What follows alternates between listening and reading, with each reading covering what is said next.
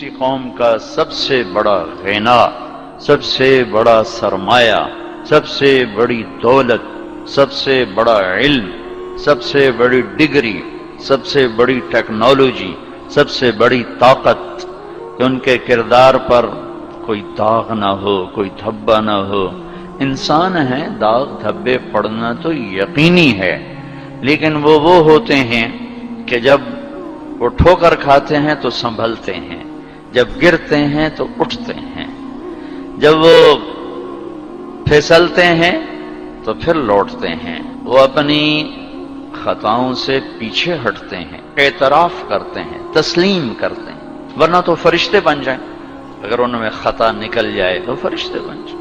24 گھنٹے کے اوقات میں ایک نماز نہ چھوڑو، نماز نہ چھوڑو۔ پھر آپ لڑکے لڑکیاں اکٹھے پڑھتے ہو، اپنی نظر میں حیا کا سرما لگا کے رکھو۔ نظر کا حیا بہت بڑا زیور ہے، اور نظر کی آوارگی بہت بڑی آوارگی ہے۔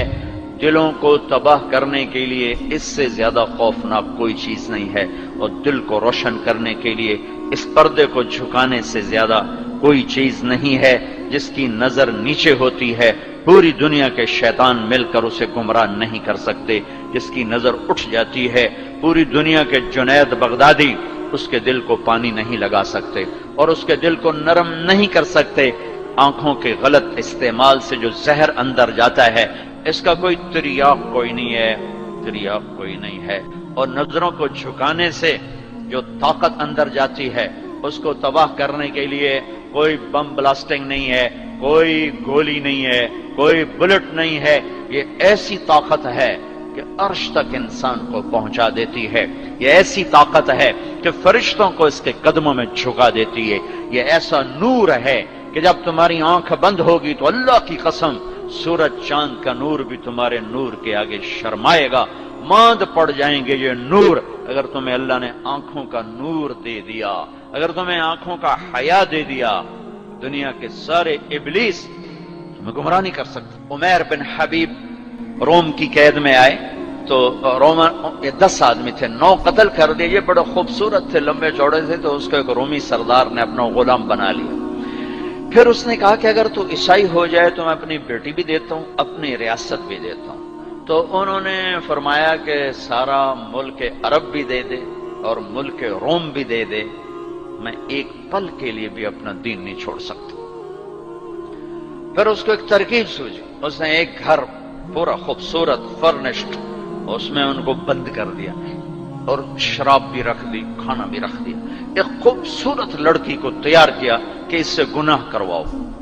وہ آ گئی، وہ گناہ کی دعوت دے رہی، یوں بیٹھوں۔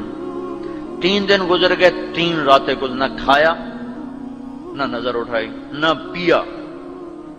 3 دن کے بعد وہ لڑکی کہنے لگی، تو کیا بلا ہے؟ نہ تو نے کھایا، نہ تو نے پیا، نہ تیری نظر اٹھی، کون ہے تو؟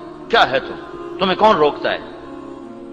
تو فرمایا کہ اب تو میرے لیے شراب بھی حلال ہے جس حال پر میری پیاس پہنچ چکی، اور سور پکا کر رکھا ہوا تھا کہ یہ گوشت بھی میرے لیے حلال ہے جس سطح پر میری بھوک پہنچ چکی ہے، لیکن میرے رب سے مجھے حیا ہے جو مجھے دیکھ رہا ہے۔ میں یہ کام نہیں کر سکتا لڑکی، 3 دن کی بجائے 30 دن یہاں بیٹھی رہے، میں یہ کام نہیں کر سکتا، میری جوانی امانت ہے، اس پہ داغ نہیں لگ سکتا۔ وہ کہنے لگی، تیرے جیسے انسانیت کے تاج کو میں قتل نہیں ہونے دوں گی، میں تمہیں چھڑاؤں گی۔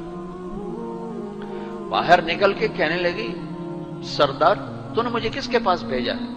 لوہا ہے، نہ کھایا نہ پیا، یا پتھر ہے کہ ایک دفعہ اس نے نظر اٹھا کے نہیں دیکھا، میں کہاں سے اس پہ ہاتھ ڈالتی؟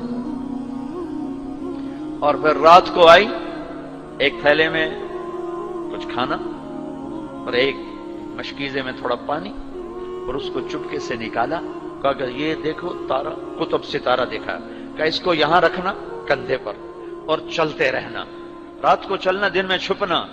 اگر اس کو تم نے اس سیدھے کندھے کے ساتھ رکھا تو ایک دن تم عراق پہنچ جاؤ گے۔ یہ کردار تھا جس نے صحرا نشینوں کو، کیسر اور کسرا کے اوپر جھنڈے گاڑنے کی طاقت عطا فرمائی، توفیق عطا فرمائی اور قوت اور قدرت